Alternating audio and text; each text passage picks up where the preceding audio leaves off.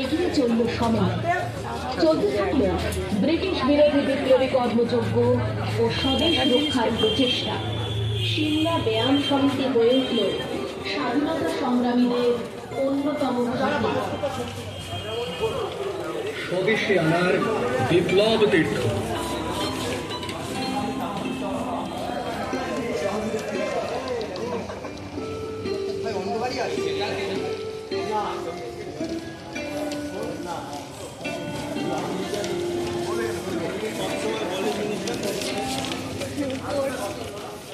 লেখাপড়া পরে করবি কেউ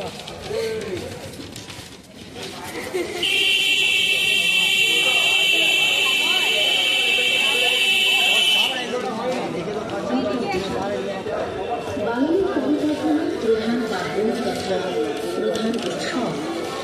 তবে 100 বছর পূর্বে এই পুজো ছিল একেবারেই অন্যরকম।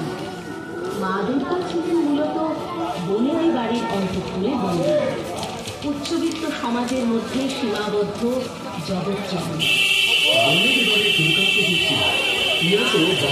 ক্ষমতার বহর এবং ব্রিটিশদের কাছে কত জৌলুস দেখা এবং